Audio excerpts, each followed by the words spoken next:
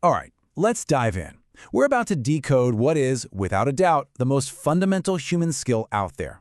It's the one thing that underpins literally everything you think, feel, and do. It's the invisible code that builds your entire world. So, let's start at square one with a really basic question. What actually is communication? I mean, think about it. We do it all day, every single day, but have you ever just stopped and really thought about what it is we're doing? Because, it is so much more than just talking or sending a text. A better way to think about it is like this. Communication is the operating system for your reality. It's the actual code that constructs your internal world of thoughts. It forges all of your relationships, and it even builds the very societies that we all live in. And that code, it starts right here, with you. In this first part, it all starts with you. We're going to explore the most constant, non-stop communication we ever experience, that inner conversation that's always happening inside our own heads. Our brains use these amazing mental shortcuts called schema. Just think of them as mental blueprints or maybe like a massive internal filing cabinet. So when you meet a new person, your brain just instantly pulls out a file. Maybe that file is labeled friendly barista or serious boss, and that file totally shapes how you interact with them. But here's the really crucial part. We have these files for ourselves too. The stories we tell ourselves about who we are. Oh, I'm an introvert, or I'm good at math. Those are incredibly powerful forms of internal communication. And check this out. This is a really powerful tool called the Johari window, and it basically maps out our self-awareness. It divides who we are into 4 parts. You've got the open self, that's what you and everyone else knows about you. The hidden self, well, that's your secrets. The blind self is what other people see in you that you can't see yourself, like a little habit you don't even know you have. And then there's the unknown, which is potential that nobody has discovered yet. And really, the only way to shrink that blind spot or discover the unknown is through communication, by actually asking for feedback and sharing more of who we are. Okay, so we've looked inside our own heads. Now let's expand that circle out from our internal world to the space between two people. This next part, the language between us, is all about how we build or break relationships through communication. And this little diagram right here brilliantly illustrates why things can get so messy so fast. It's called the triangle of meaning, and it shows that there is no direct line between a word and the thing it represents. So when I say the word dog, the letters D-O-G are just a symbol. That symbol triggers a thought in my head. Maybe I picture a golden retriever, and that thought points to an actual real-life dog.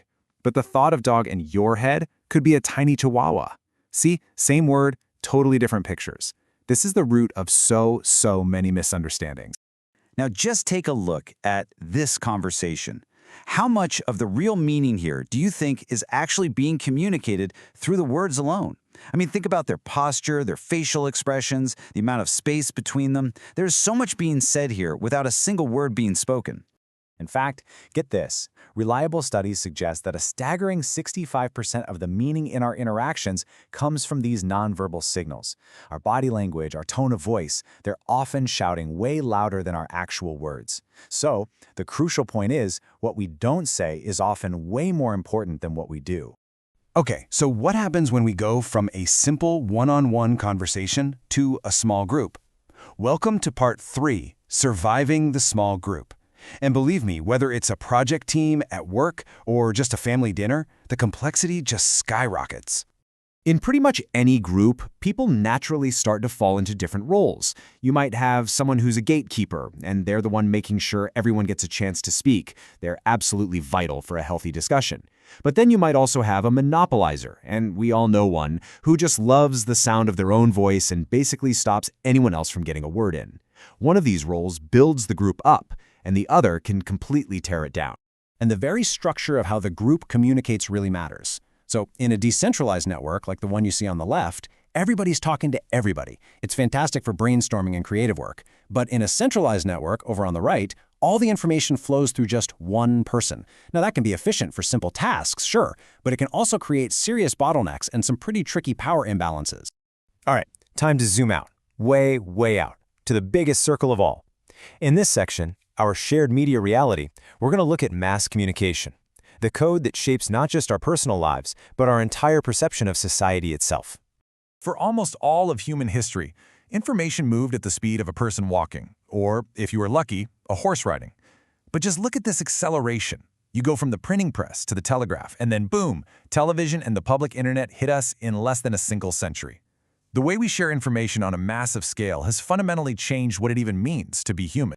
But here's the thing about that fire hose of information. It's not a perfect reflection of reality. Not even close. There's a key idea called cultivation theory, which suggests that media doesn't just show us the world, it actively cultivates a version of the world in our minds. Over time, the repeated patterns and stories we see become our reality. And this has very real-world consequences. Researchers have actually identified something they call mean world syndrome. What it means is that people who consume a ton of media, especially TV, tend to believe the world is a much more violent and dangerous place than it actually is. They become more suspicious of other people simply because of the stories they're being told over and over again. So from the voice inside your own head, to a conversation with a friend, to the small groups you're a part of, all the way out to the global media landscape, it's all connected. It's all communication. And understanding this code, this system, gives you the power to change your world. So what does it mean to be a competent communicator in light of all this? Well, it means being mindful of that inner dialogue. It means working to clarify meaning with other people. It means playing a positive role in groups and being a critical consumer of media. Communication is, without a doubt, the most powerful tool you possess. So the only question left is, how are you going to use it?